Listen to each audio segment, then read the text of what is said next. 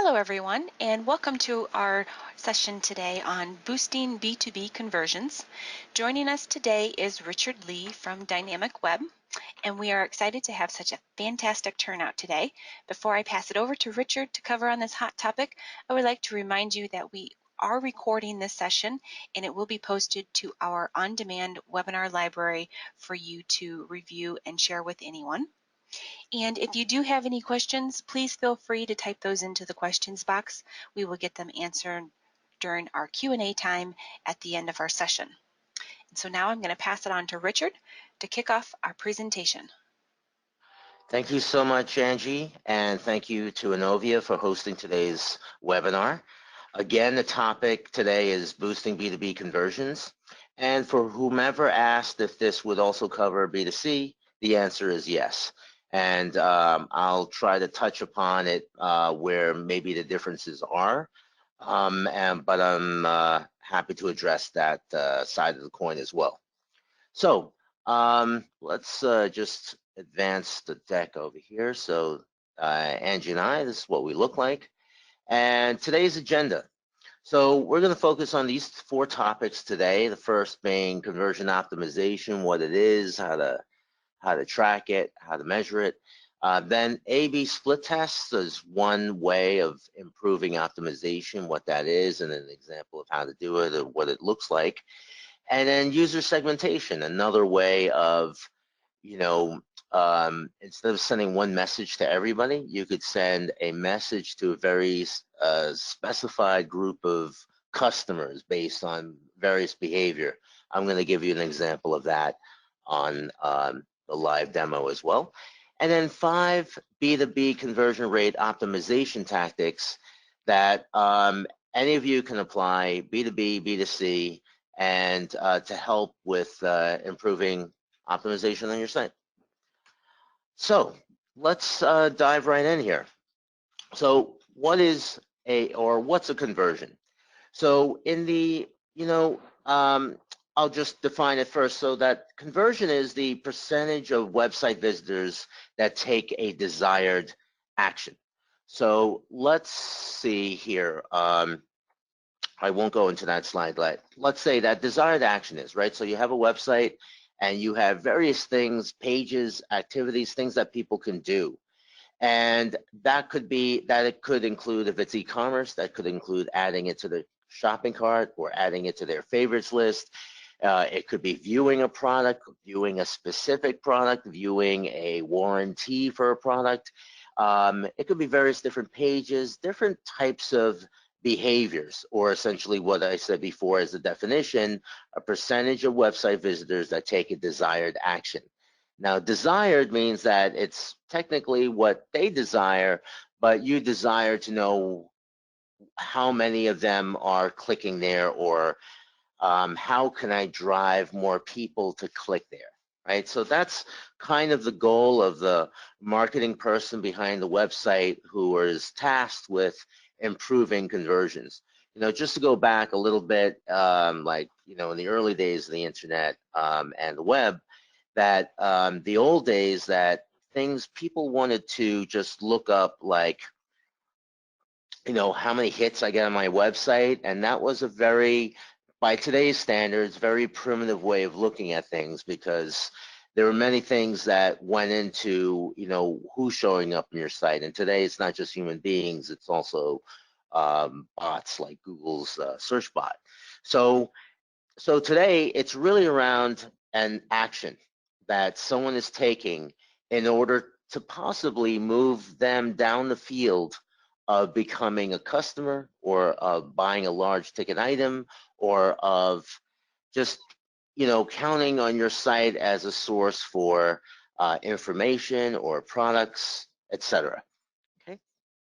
So in the realm of conversion optimization, there's a formula called the conversion rate, and it's just an easier way of, instead of just saying, oh, our conversion is more, it's not very specific. So if you say our conversion rate is 10%, then it's easier to see and gauge before after. So it's conversion rate of 10% today, it could be 11% tomorrow. So, but the conversion rate formula is right here in front of us. It's basically, it's equal to the number of exhibited behaviors divided by the total number of visitors multiplied by 100.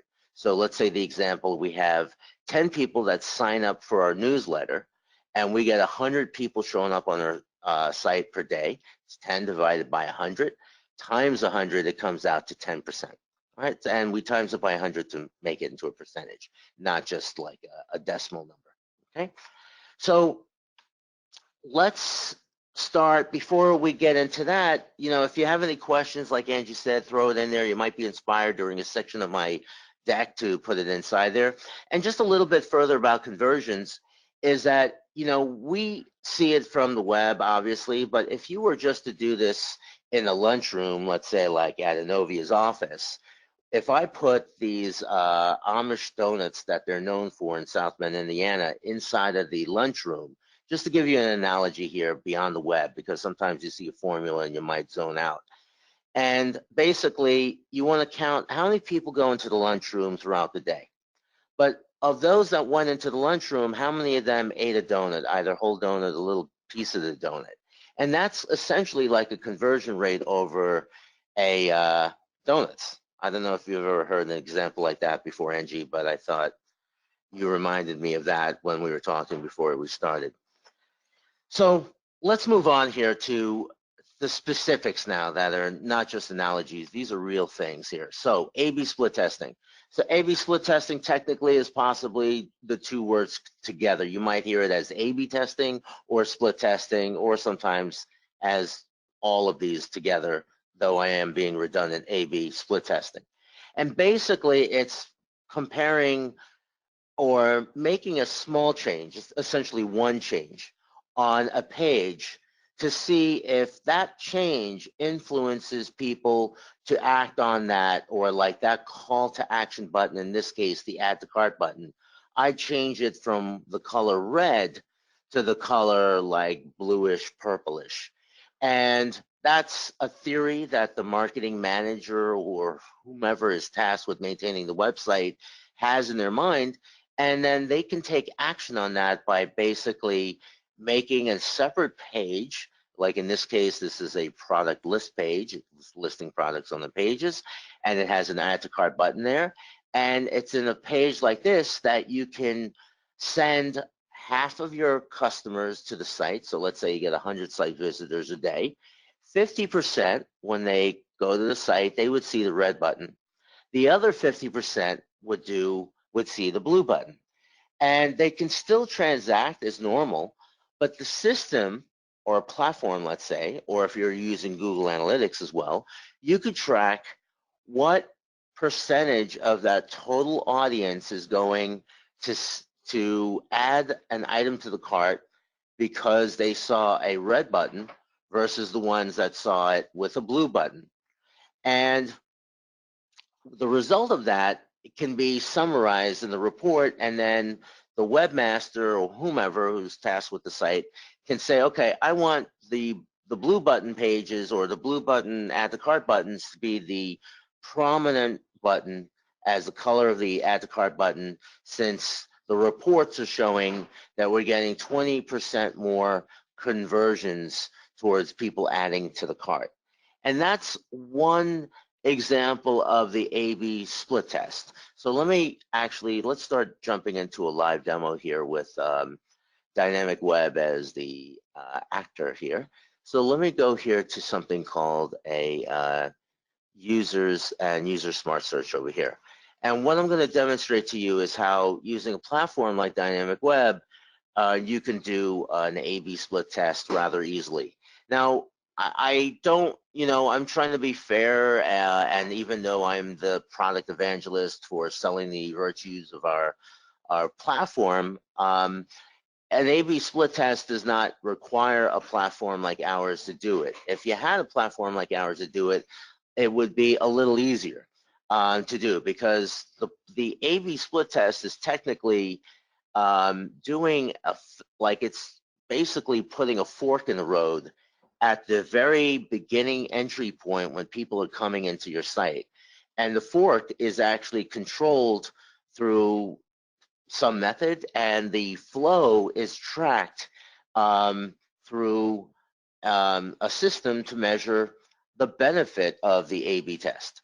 So let's see. All right, let's say, I apologize, my demos got a little, they needed to be warmed up. So let's jump back here to users. And I'm going to show you just a quick view here of what happens with a what we call actually what we do here for content, and then let's say products, and then we go here to marketing, and we choose set up a split test. And by the page, or from the page that I've selected to modify in my content management system, in this case with Dynamicweb, I can choose the type of split test I want to do. I'm just going to choose the content-based, content being that I'm changing the content here, like the blue button versus the red button. And then what is my conversion goal is typically the first question any of these systems will ask you. And in my case, I want people to add more things to the shopping cart. So that's the conversion goal over here of adding products to the cart. But just to zooming in doesn't work as effectively as I thought. But let's say just to show you that other ways or other conversion goals could be to maximize page views, maybe to show a page that we do for the charities that we really care about. We can, well, you want to drive traffic to that, so we have to do things to bring people to that particular page if it's not the home page, or downloading a file, or maximizing the time that they spend on the site. So maybe having them watch a 15-minute video will certainly improve the chances of that. But in my example here, I'm going to choose adding products to the cart, and then I click next, and I want to show you, you know, basically that's what we're trying to do here. But I want to show you some of the one cool feature here with Dynamicweb here. So, but just notice over here that the traffic sent through the split test, I'm going to choose the 100%, meaning that half the audience sees the red button, the other half sees the blue button. And then this is my favorite part here, because normally when you end a split test, it's manually. Every system is pretty much, it turns it off by you turning it off.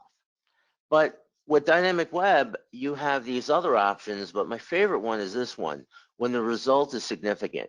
Because having been a webmaster before, not for, well, maybe for Dynamicweb or for a little bit, but for other sites, you're pulled into so many different things, you're wearing many hats, and you often forget, oh my God, I forgot to turn off the split test. And, you know, people might be talking to each other and saying, hey, did you know there's a blue button now? Oh no, I only see the red button, and that's because I forgot to turn it off. Or they're talking because it's been so long. So basically, when result is significant, it basically is applying two things. One, it's turning it off for you automatically. And B, it's turning it off based on the results. And whichever one is doing the best performance, it keeps that one, and it makes that one the only page that everybody sees. So if I set this up and I say, all right, after a month of running this, just favor the page that's outperforming the other automatically for me. And then a month later, I, of course, forget to turn it off. It's automatically favoring the page that outperforms it. It could outperform it by 1% or 20%. It'll still switch it over. And that's a cool feature in Dynamicweb that I have not seen in other solutions that are even just dedicated to that feature of A/B testing. So if you have any questions on this, just put it in the chat box, please. So let's move on to the next piece in the agenda, and that is the user segmentation. So user segmentation, like this diagram perfectly exemplifies, is that you have a group of all your customers over here on the left. Now, B2B, B2C, this is it right here, where they buy various things. So let's say in the B2B world, you sell 1,000 different widgets, and these customers, they all buy any range of that 1,000 different products. But let's say group A, which you may identify inside your ERP as well, Or you can identify also through behavior on the website. They're lumped in over here. Group B is maybe the bigger of the audience for whatever reason. Let's switch now to B2C. Let's say you're selling t-shirts that have words on there that are memes that are popular these days. So you'll see that the people buying, let's say, rest in peace, Angry Cat, they're buying those over and over, particularly at the time of his death, then, or her death, I don't really know what Andrew Cat's gender is. You basically can group those people there, and then you have a third group of people that you can group together. The purpose of this is that when you're sending an email message to these people, doesn't it make more sense to send it to them based on their behavior or based on why they're in group A, B, or C versus to everybody? Like everybody, we're having a July 4th sale. That makes sense. But everybody, because you bought this steel structure back in 2018, we're sending you information that's very important to you. Why would that be important for someone who didn't buy that structure or that product? So that's where, and that's, and in that case, then your ability to convert those people is reduced because you're sending something that's not really applicable to them. Versus if you send it to people who, yes, I bought this product and I'm always looking for aftermarket accessories for it, or I'm looking for things to extend its life without me having to do constant maintenance on it. So that's maybe more B2B, but on the B2C side, imagine it's like,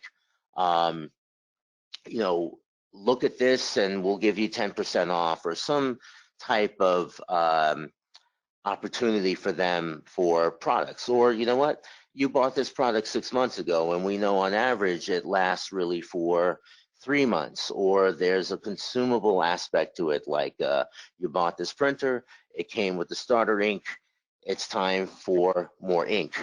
And that's the kind of message you can send to those people. All right, so let's go into an example back inside of Dynamicweb with what we do for user segmentation. And the thing with user segmentation is that with Dynamicweb, it's quite powerful because we're capable of, let's see where my box is, here we are. We're capable of taking ERP information, which they, let's say where their shipping address is or where their bill to address is, what products have they purchased, when they purchased this product. All that information is likely in the ERP or CRM. But things like where or did they show up on Christmas Day? Did they show up as a result of an email campaign? Did they look at a certain email campaign and click on the third link from the bottom? That type of information is now involving two other systems of record, if you will, or places where that information is kept and captured. One could be Google Analytics, and the other could be, let's say, like MailChimp, if you use that for delivering your email campaigns. The problem with those systems and you being the marketing person is that you have to extract that information from those other systems in order to filter out your customers based on that.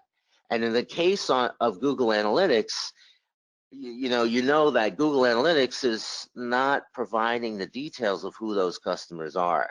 It's very anonymous. Yes, you could see that their ages are, let's say, on average 35 years old.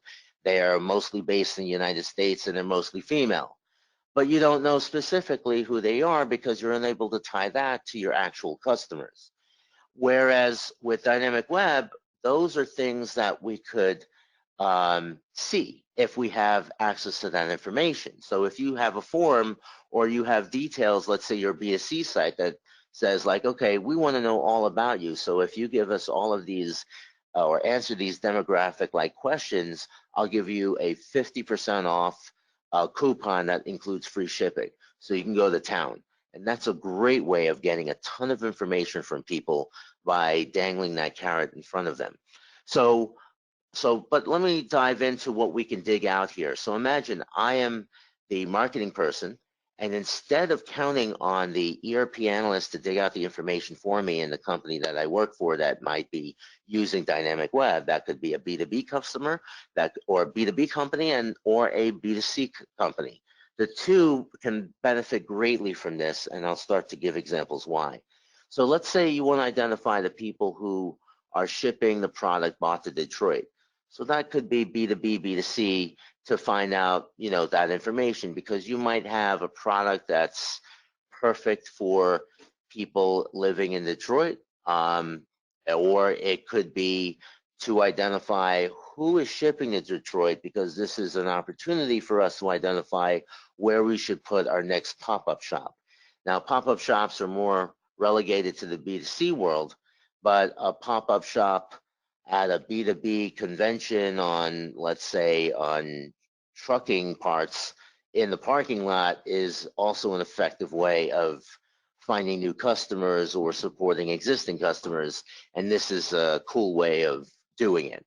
Over here, this is Dynamicweb Denmark. This is our global site. And this is connected to Dynamic CRM. And I'm capable of seeing fields in Dynamic CRM and doing advanced smart searches like you see over here, where it's using some Boolean logic so that all 5 of these fields are accurate. And then whoever's found of all of our prospect customers, all of that's funneled into a marketing solution automatically, again, using Dynamicweb. So I just want to express that, what I'm preaching here is what we also practice within our company. So going on over here, let's see how this is broken down here. These are all the fields that we have access to. So this is going to be a blend of information that comes in from the ERP, as well as from the marketing system inside of Dynamicweb, as well as on-site behavioral information that we can collect. So, a website is kind of like a lint brush. It collects a lot of pieces of information that we don't recognize per se, like, what browser are we using? What version of Windows or Mac are we using? All of that information is actually passed across, and Google Analytics picks that up, and that's why Google Analytics is powerful. But Dynamicweb picks that up as well. And you're able to filter out customers based on that behavior. Now, it may not make sense to filter out customers who are using Chrome versus Firefox, but let's say you have a successful website and you want to start making a native app for Android or iPhone. You can determine based on your Google Analytics and your traffic which customers are coming on any of those devices more frequently than the other. Then it might be in your best interest to focus in on that product to begin with. So just to show you the power and how it's used, this type of metric information is used across the board in the development and implementation of solutions that are speaking to different audiences. So further down the list over here, when we look at, let's say, behavior on the website, right? This is what we care about. So things like view the product, or excuse me, bought a product, or the order date, that's information that you could lean in onto your ERP analyst and say, hey, can you dig that information, who bought this product since January for me and lives in Detroit? Or your marketing person can use Dynamicweb and do this themselves, because that single integration point to do your ERP or CRM, it not only rises the tide for e-commerce and B2B and B2C customers can see their historical information as it sits in the single source of truth of the ERP or CRM, but it also, we can also, access additional information based on their behavior on the website. So things like they visited the page. So they visited the page on our website that has all to do with our charities around the neighborhood. Or they view the product. They didn't even add it to the cart. They didn't buy it yet. They're just viewing it.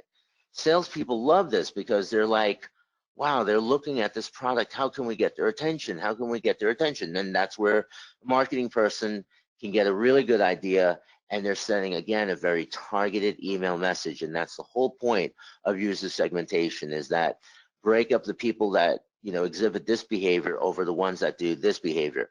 And then further along the list here, Do they have, let's say, added to their favorites list, or do they have loyalty points greater than 1,000 points or things like that? And then here, behavior on email marketing. Now, this is the third place where you're pulling in information. And if you're using MailChimp, it's a wonderful product. It's very inexpensive. And therefore, it's kind of a hard call to make to integrate that into your solution, because it's inexpensive product, and you know what, your integration costs of integrating it will probably be significantly higher. And again, that's where Dynamicweb, that single integration point, rises the tide for all of these features within Dynamicweb to gain access to details and information that, because they're built in, they're also, the metrics are collected and captured, and then can also be reused by a marketing person to find the target audience for a certain behavior around buying and around visiting the website. All right, so let's move on here. And so this is the last section here of a handful of conversion rate optimization tactics. And I show, the, famous dangling a carrot in front of somebody. Imagine that carrot is dipped in caramel or it's dipped in gold. And then that increases the desire for people to reach out to it. And that's basically what, conversion rate optimization is. It's not only like a formula to rate it and help you from, measuring where you're starting and where you're going or where you want to go. And then it's the tactics in between to make that happen. And a lot of it is kind of psychology. And that's why in marketing, digital marketing, they always say it's important to know who your customer is. And if you know who your customer is, let's say you really knew them, and let's say you're part of one group of that customer yourself. So you kind of can understand, and all of us thankfully shop online as well, and you receive coupons and you receive information to entice you to do something in order to help them get interest and move the ball down the field for them. So here they are here. So, and this is just 5. There's tons more online. So number 1, so provide some sort of download in exchange for an email address. So sometimes people have ebooks, we have white papers, we have like a PIM ROI that people can download, and that is really effective because people are, in a meeting with their team, and someone says, all right, Mark, you're in charge of our new website and it's got to be integrated this time. And that person's like, they might say, okay, but in their head, they're like, oh, great, what do I do? And they're scouring the internet looking for like nav e-commerce, B2B e-commerce, and those keywords, and they find sites like ours, and then we have to have some sort of incentive to get their email address, because thank you for showing up, but an anonymous person is, from a sales perspective, kind of useless, right? So this is one carrot here. Number 2, provide a discount for that email, right? Again, that dangling carrot. So if it's not that ebook, or you don't want to write a white paper, it's time consuming to produce that stuff, give a juicy coupon.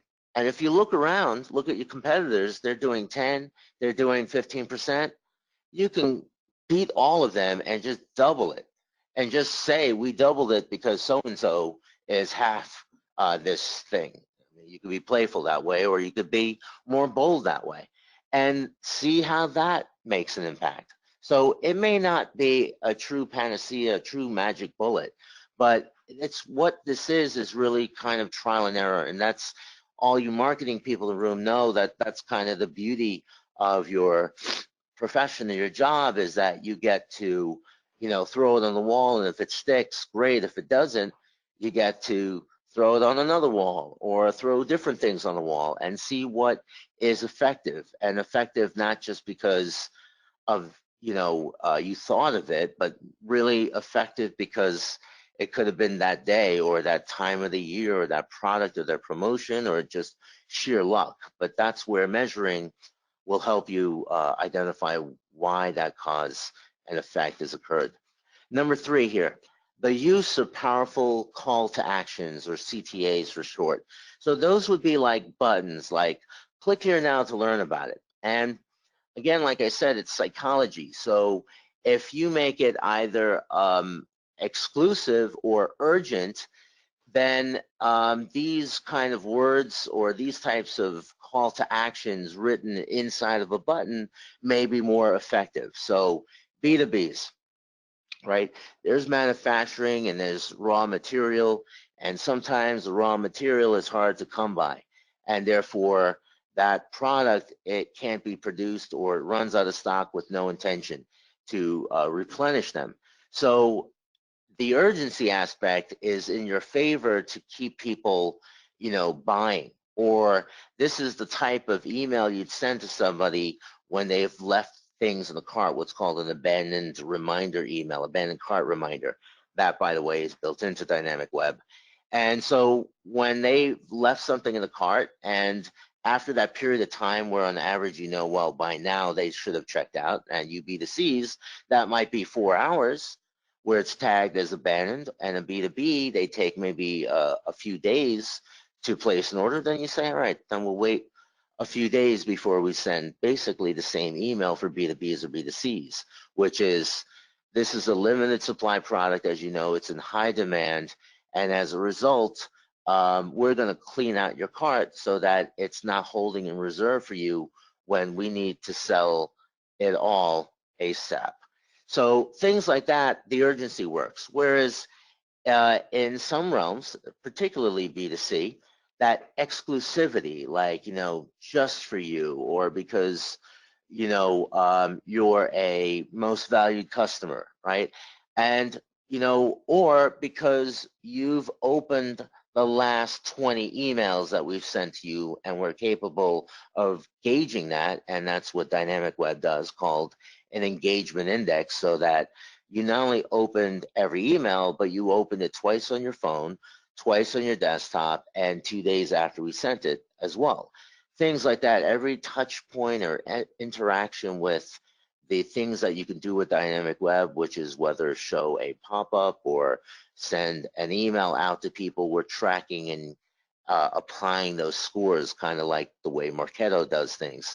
And then you're capable of accessing that to see who are our most beloved customers that open up every email, who, given a net promoter score, would rank us at the top of like in love with us. Those people get the exclusivity thing, and I'll tell you, it really does improve that conversion optimization. Those people are like, wow, I feel good today. They made me feel happy. Yeah, I will buy that car for $22,000. Well, I don't know if you can buy that online yet, but you could certainly be speaking to these people. So number 4 here, make buying happen faster. This is not something commonly seen if you Google it. This is something that I see with our own site. So, obviously you click on a button to add to the cart, it goes to the cart, and it's as fast as you can click. But it's more than that, particularly with B2Bs, okay? And this applies for B2Cs as well.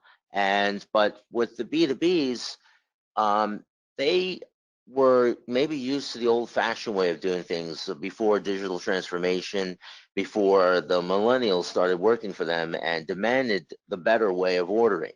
And so the old way was like phone, fax, or email. And I know some of you are still doing that. I'm not faulting you. That's still obviously channels. Obviously in sales, phone, fax, and email, we're not faxing marketing things, but phone and email are effective ways of communicating. But in bulk, they're not effective ways of communicating. When you have, let's say, SKUs and quantities, and you happen to have it in your head or on another screen, you want to have things like a quick add. You want to be able to reorder from a past order. You want to be able to have favorites lists that are not only populated by you and your team, but maybe by your sales rep, because as you know, sometimes your customers don't know what they need to buy, and having a favorites list reminds them when they do make purchases either once a week or once a month, whatever frequency, they may forget. And that's an easy way for them to not only remember to buy, but also reduce the chance of error on their part.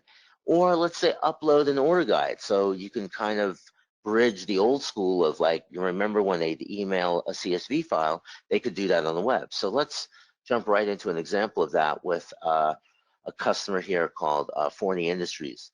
So they sell welding equipment. And not that that's important, but if you were curious. So here, this is the upload order from a file.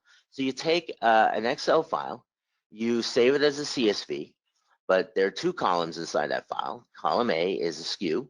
Column B is a quantity for that SKU, and obviously it has to be on the same row. You drag and drop it over here, and once it's received, it instantaneously populates the cart, and you can see how many items are in the cart based off of that import that you essentially did with that, just simply dragging and dropping the file here. And they include like a sample file, so you're not starting from scratch. You know how to look at that. And while that loads, let me show you the other ways of putting information in here. Actually, I could show you over here. Here's that quick add, and I could put in the SKU, paste it here, put in the quantity, and that quickly adds it to the cart. All right, sorry about that. I had a demo failure there. Let's just go back. Here, oh, no wonder, everything, I gotta log in again. So just bear with me here. But basically just showing you the examples of on the screen before here where we have, and I could slide this over just to show you. Oops. I'm sorry about this. Sluggishness on my end of reordering thing. All right, here we are. So orders here. So this is the benefit of an integration to an ERP with, let's say, Dynamicweb. And then here is the opportunity to see historical orders. And while we're here, you could even pay historical orders. So you B2Bs don't take a credit card on a transaction, but on paying the invoice, maybe you want customers to pay by credit card, they can do that with Dynamicweb. But here I'm showing you the reordering so that life's a little easier, saves a little time, again, making buying faster, so that B2Bs could reorder from something they ordered in the past.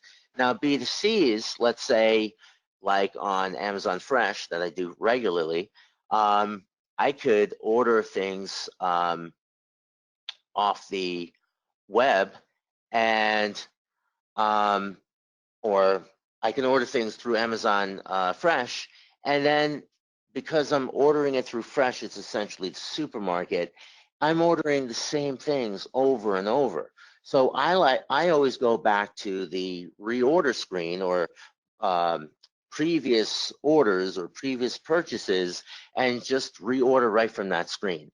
And such a screen like that could be created inside a Dynamicweb, so it's nice and easy. It's visual, and it's only what you purchased.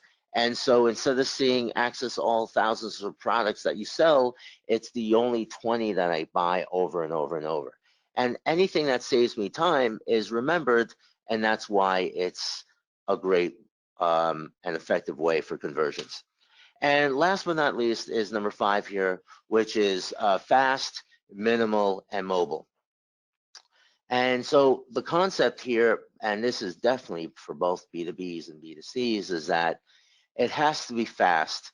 And, you know, because if you go to Wikipedia, you go to YouTube, you go to the sites that are visited by millions, if not billions of people, those sites are running super fast despite the traffic.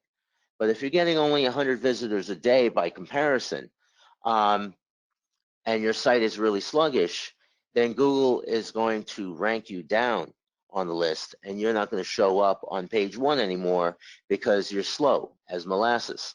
And this is an example of page speed insights here, just to show you how you can start to determine your page speed in order to find ways of improving it.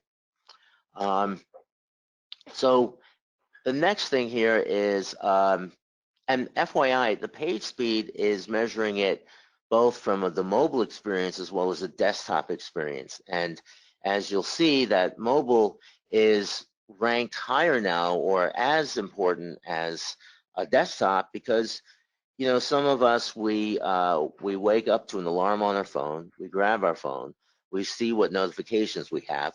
Oh, got an email, click on it. You're now looking at an email campaign, possibly from a B2C company, on your phone, in your bed, because you just woke up, and maybe that's not the healthiest thing to do, but it's an activity that is happening. And marketing people are aware of that, and that's why that experience is happening in like 3 seconds. Open the email, click on it, get to the website, and it happens in seconds. If it takes too long as I'm waking up, I'm going somewhere else, probably to the bathroom or to another page on my phone. All right, so next one here, minimal. Right? You want to make it easy for people to buy. Now, this is not necessarily the modus operandi for big brands like Nike, where it's all about vision and image and brand and feeling good and lifestyle. And it might take someone forever to find out how to buy something. But if particularly for B2Bs, like I said before, you want to make it easy for them to buy. The interface should be minimal as well, but not so minimal where it's like Danish design where you may have to need a manual to figure things out.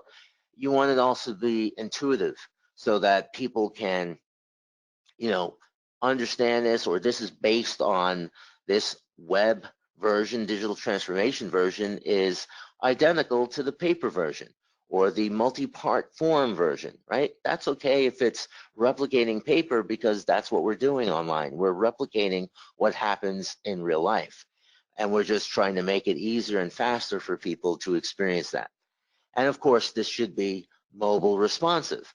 And you can know your mobile responsiveness and know who your audience is, how they're coming in. And you might find that most people are using a mobile device to view your website than they are using a desktop. And then of the mobile devices, because you know there's different brands of it, let's say we just lump them to the top most popular two, Android and iPhone. And this is why I carry an Android and an iPhone, because I have to look at our pages on both devices because there's a difference. And there's also a difference in screen sizes and how the pages look. So this is how, you can use Google Analytics for this, and you can see where people and where people are coming from and what they are using in order to view your sites, so that you're enabling that audience. Just like with ADA and American Disabilities Act, you're making your website in support of all people who are coming to your site. And with visibility issues, let's say myself, I wear glasses, I'm getting older, I have to zoom in on everything. And if there's an option, I usually favor those, sites that you read where you could change the font size. I love those sites, right? That kind of user experience, if you can improve on that, that's going to be truly beneficial for your audience. And that looks like the end of the presentation, everybody. So I hope there are some questions to answer, and fire away with the questions, please. Thank you, Richard. All right, first question that we have, do I need a platform to improve my conversions? That's a good question. I was showing my platform here, but you don't need a platform to do any of this, which is the good news. So don't feel pressured to necessarily get a platform if you don't have one, but where platforms do help, like Dynamicweb, are on certain areas of doing that stuff. So that the nice thing is with a platform, sometimes, especially ours, where a lot of things are baked in, you don't need to turn to so many different places to do all the necessary part and parcel things to improving performance of your website, maintaining the website, e-commerce, etc. It's all in one place. So that has the advantage of that. But if you're just starting out, do it manually, because that's how you're going to learn, and that's how you're going to know how to do it. And you could, all of these things, the A/B test may be more challenged to do it manually, and that's where using a small third-party service to handle that for you will be beneficial. But otherwise, do it manually. You'll know how to do it, and then you'll see why certain platforms will be of particular interest for you. Okay, thank you. Is mobile that important for B2Bs? Yeah, good question. Yeah, I think it's important, because the B2Bs, I always joke and say it's like boring the boring, and I don't mean that in necessarily a negative way. I just mean that it's very minimal. It's an order guide. You're just shopping, right?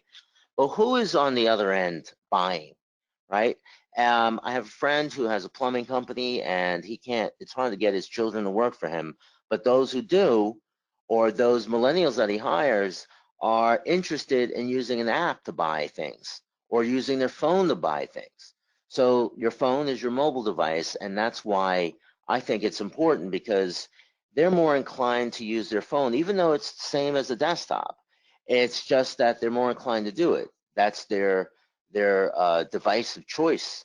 And if that's what they're starting with, and your site looks like something from 1995, and they got to keep pinching to zoom in over and over, they're going to be frustrated and going to be like to their boss and say, like, I don't want to buy from them anymore. They're outdated. And there you go. That's how you lose a customer. So that's why I think it's important. Okay, thank you. And if anyone has any additional questions, please feel free to type those into the questions box. I'm showing one last question. Can a call to action be funny? Can a call to action be funny? Yeah, of course. I mean, like, I hope it's something funny and it's appropriate for funny. But basically, let's say we go back a few to the, yeah, here, the call to actions, right? So exclusivity or urgency, right here. This is your last chance to buy this award-winning, um, you know, elbow valve or something, right? It's adding humor to something that maybe for plumbers who are buying valves and in bulk, they're like, ah, that's funny. Or you can be, creative in more B2C world, which certainly funny, and especially in some realms, let's say like Wendy's Twitter account is very funny. Um, as long as your audience or your corporate visual identity supports being funny, then certainly funny works, because I know if I'm laughing my butt off on a website, that's gonna, and because that's original, I'm gonna be more inclined to participate by maybe buying or subscribing or being reminded to come back to this funny place. So yeah, definitely, that's a great idea. All right. Thank you, Richard. It appears that those are the only questions that we had come through for you today. Feel free Okay. to contact us or the team at Dynamicweb if you have any additional questions that you'd like to discuss with us. Thank you, Richard, for presenting today, and to everyone on today's call, or if you are watching on demand, we thank you for joining us. And we just want to let you know that we do have a few more webinars coming soon. Next Thursday, September 5th, we have Marlene Mankin from Innovia Consulting. She's going to be presenting on getting rapid start errors, learn what can cause them, and how to correct them. And then on September 10th, we have Per Mogensen from Merge Tool, and he's going to be presenting on control access to specific fields, actions, pages, and sensitive data with easy security. So if you're interested in any of our webinars or the upcoming events, please go to our website at innovia.com/events so you can register. And we also want to mention that we have our new podcast going on. It's called the Innovia Conversation, and you can find out about all the different podcast platforms to listen to on our podcast page, and that's innovia.com/podcast. So check out the podcast selection and get subscribed so you can get the new episodes when they air. And Innovia is proud to be a platinum sponsor of BCUG NAVUG Summit in Orlando, Florida this year, and that will be on October 13th through the 18th. And if you haven't already registered, or if you want more information about Summit, check out our conference page on our website, and that's innovia.com/conferences. All right, thank you again for joining us, and we look forward to seeing you again soon on another Innovia webinar. Have a great day, everyone, and enjoy your Labor Day weekend.